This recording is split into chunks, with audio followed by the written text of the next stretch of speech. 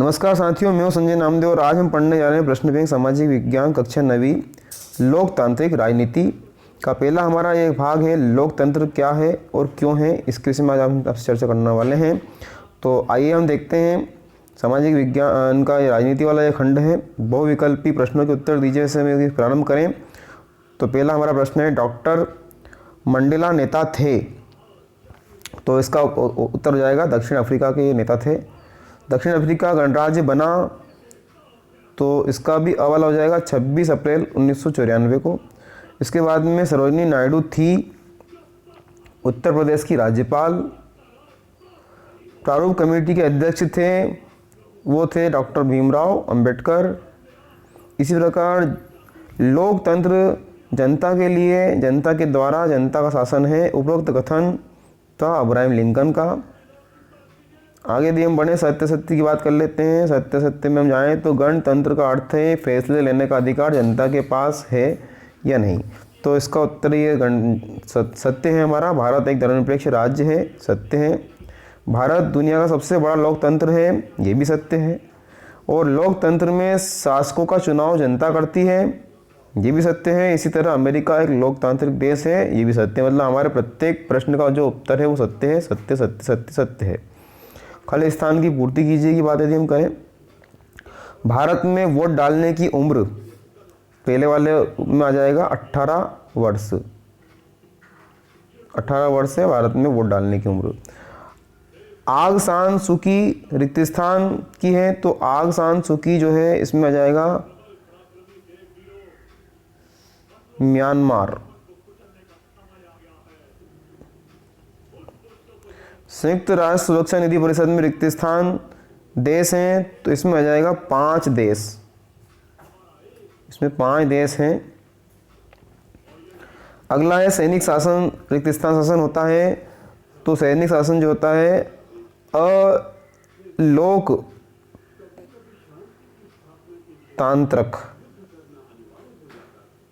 अलोकतांत्रिक शासन होता है।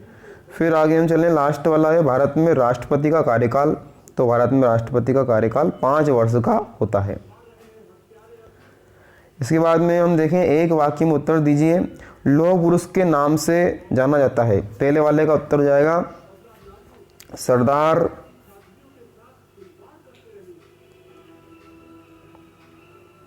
वल्लभ भाई पटेल।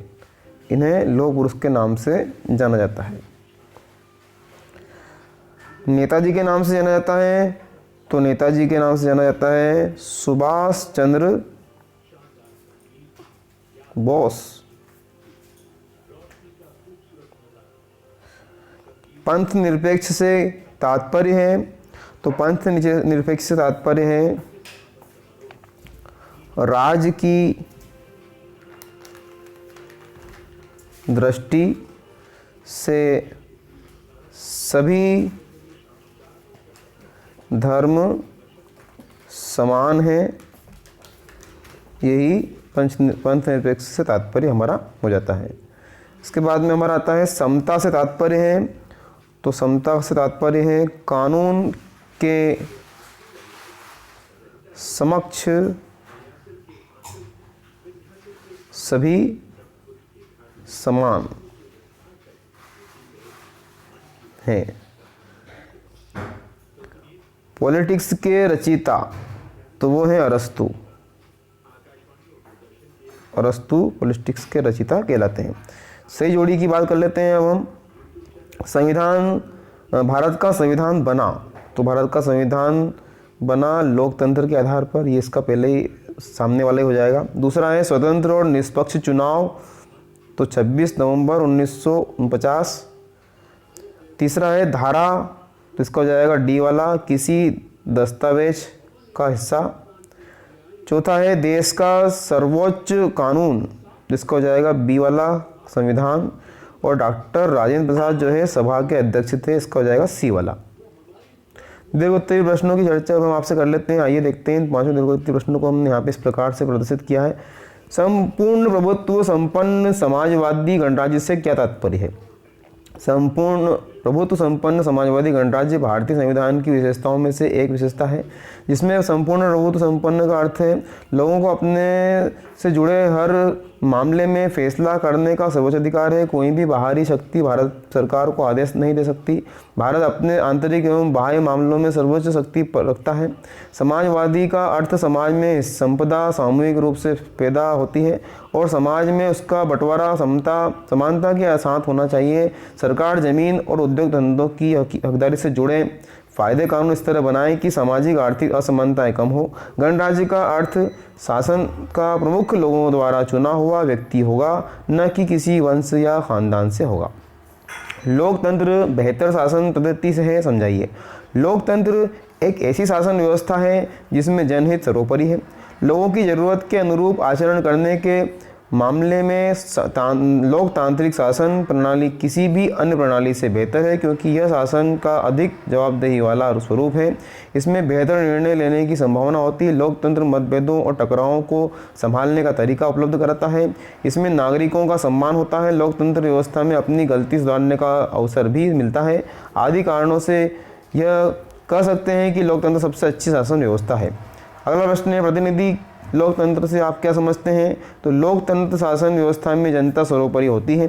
यह जनता का शासन कहा जाता है। इसमें जनता अपने प्रतिनिधि चुनती है व उन्हीं चुने हुए प्रतिनिधियों का द्वारा शासन किया जाता है। इस प्रकार चुने हुए शासकों के द्वारा किया जाने वाला शासन प्रतिनिधि लोकतंत्र कहलाता है। लोकतांत्रिक शासन व गैर लोकतांत्रिक शासन में अंतर स्पष्ट कीजिए। तो लोकतांत्रिक व गैर लोकतांत्रिक या अलोकतांत्रिक शासन में अंतर निम्न है।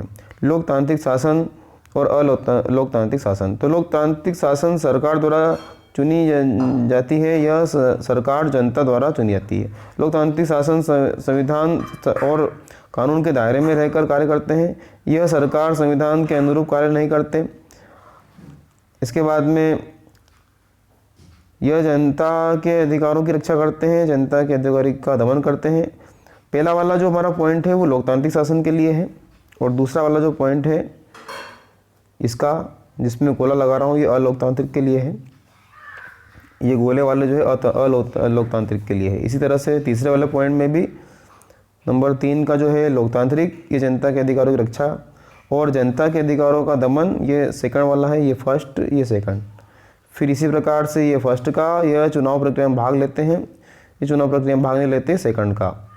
इसका उदाहरण है लोकतंत्र फर्स्ट का, और इसका उदाहरण राजतंत्र तानाशाही और सैनिक शासन। अगला हमारा है हमें संविधान की आवश्यकता क्यों होती है, और हमारे संविधान का जो है तो संविधान देश का सर्वोच्च कानून होता है, जिसमें किसी देश की राजनीतिक और समाज को चलाने वाली मौलिक कानून होते हैं। इसी तरह किसी भी देश के संविधान की निम्नलिखित भूमिका होती है। आइए देखते हैं, भूमिका भी चर्चा कर लेते हैं। यह साथ रहकर विभिन्न तरह के लोगों के बीच जरूरी भरोसा और सहयोगी विकसित करता है। इसके बाद में यह स्पष्ट करता है कि सरकार का गठन कैसा होगा और किसे फैसले लेने का अधिकार होगा। यह सरकार के अधिकारियों की सीमा तय करता है और हमें बताता है कि नागरिकों के क्या अधिकार हैं और क्या कर्तव्य हैं। इसके बाद में यह अच्छे समाज के गठन के लिए लोगों की आकांक्षाओं को व्यक्त करता है। हमारा संविधान अल्पसंख्यकों, पिछड़ा वर्ग, अति पिछड़ा वर्ग, गरीब एवं समाज के कमजोर लोगों का रक्षक है। यह सभी को सार्वभौम वयस्क मताधिकार प्रदान करता है। यह समानता स्थापित करता है, सभी कानून की नज़र में समान है, यही ये बताता है। इस तरह से साथियों हमारा आज का ये खंड समाप्त होता है।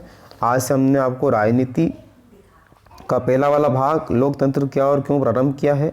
आने वाले हम भागों में हमारे राजनीति से संबंधित अगले पाठों की चर्चा आपसे करेंगे। यदि आप चैनल पर नए हैं, हमारे चैनल को लाइक सब्सक्राइब कीजिए, अपने दोस्तों के साथ शेयर कीजिए। और 9th क्लास के जो प्रश्न बैंक है, यहाँ पर हमने न केवल सामाजिक ज्ञान बल्कि विज्ञान, हिंदी, गणित, संस्कृत सभी सब्जेक्टों की प्रश्न बैंक के प्रश्नों को हमने हमारे चैनल के माध्यम से आपको उपलब्ध कराने का प्रयास किया है। इसलिए आप जाकर के हमारे प्लेलिस्ट पर देखिए, और सभी वीडियो की जो डिस्क्रिप्शन है उनमें भी आप उसकी लिंक हमने शेयर की है, उनको भी आप देख करके आप पता लगा सकते हैं। इसलिए आप लोग बने रहिए चैनल पर और देखते रहिए। बहुत बहुत धन्यवाद।